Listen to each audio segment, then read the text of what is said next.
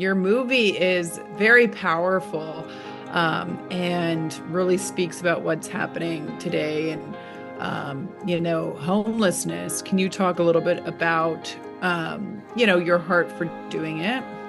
Yeah, absolutely. Robert Craig films, really our goal is to bring about more empathy and compassion, around the causes that we bring forward with the power of film. And so many of us have had some personal connections. And so we really felt powerful when we read the screenplay for the actual feature film and then actually created a documentary before it as well. My husband actually works in the field and has for the last 10 years. So as a family, we have volunteered, been intimately connected, and Robert himself is too, within his church. So it's just been really close to our heart.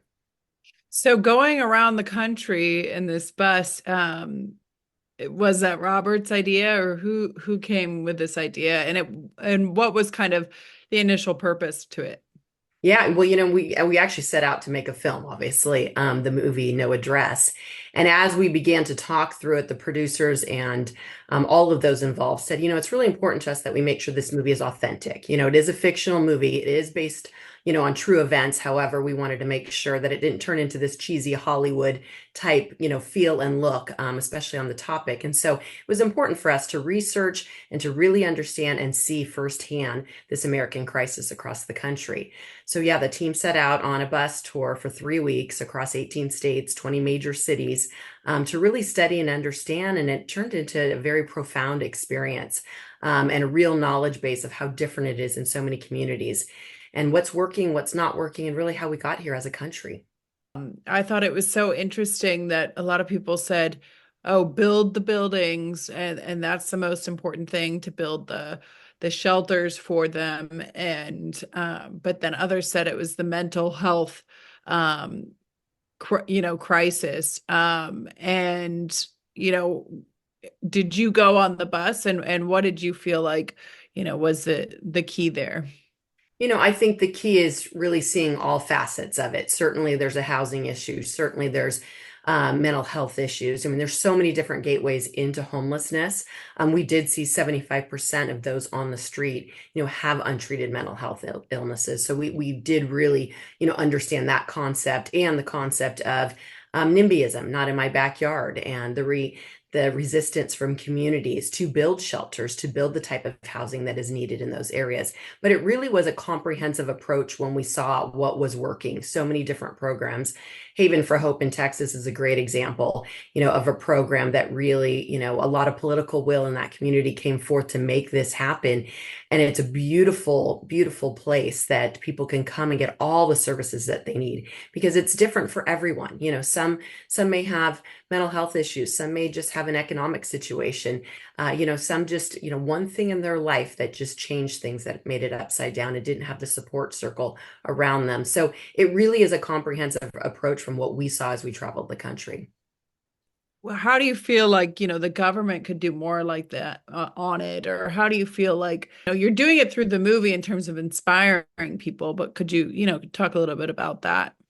Yeah, and I think our documentary really takes us back 30 years and really how we've got here, around multiple policies. And it's very interesting. You see different regulations and policies, as say on the West Coast, particularly here in California, where we are, versus what you see on the East Coast and the Midwest. And so it's not all the same, across the board. Right. And I think what we've learned is that it's not just the government that can take care of this, right? Or we wouldn't be in this position, right? So it really is a community effort of so many things. As we traveled the country, we met with so many nonprofits, um, CEOs of large companies, the Salvation Army, the City Gate Network, and all the rescue missions. And what we saw was 60% of the organizations that are addressing homelessness are within the faith-based community. And that's a huge population of nonprofits and churches that are really out there addressing this situation. And so yes, there's some government entities as far as policy, that needs to change or needs to be relooked at. But then it really is the community network of our faith community, of these nonprofits, of the political will in our local communities. It really is, again, back to that comprehensive approach that it is not, we can't just rely on one entity. We're all responsible for this in some way.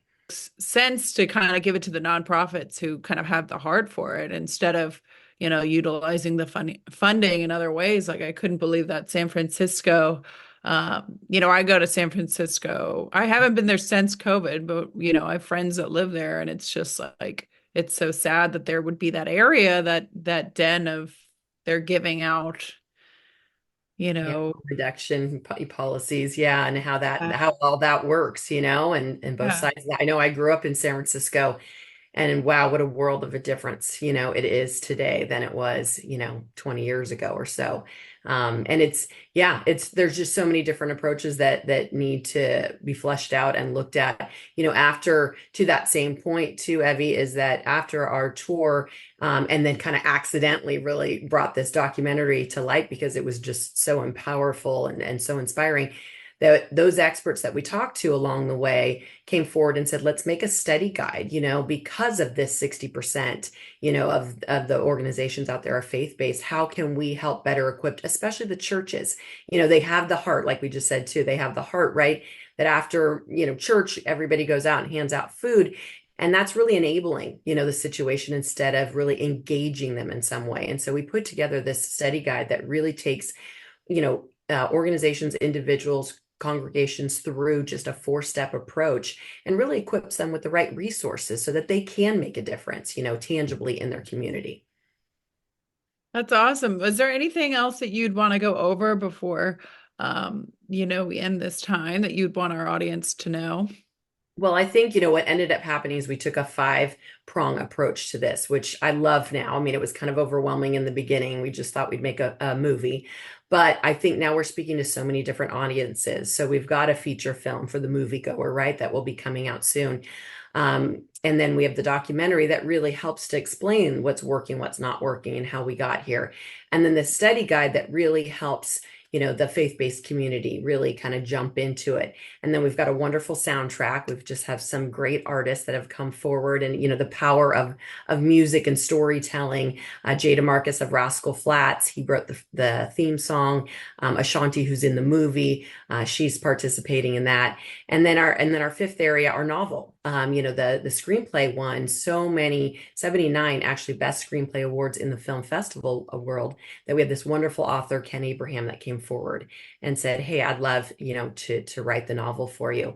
And then from that, Ashanti said, hey, I'll do the audiobook with it as well too. So there's these 5, almost 6 now different productions that for us mean so much to be able to touch so many audiences.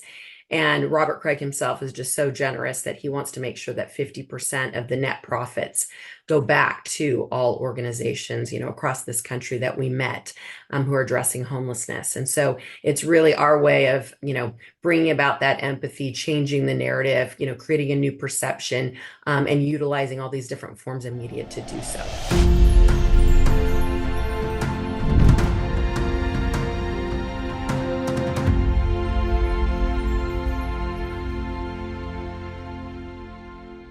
If you enjoy videos that follow your values like ours and you want to help us continue, go to movieguide.org/donate, because we're actually a nonprofit. You may not know that, but we're working in Hollywood every day to help families have more choices that follows their values. And also subscribe right now.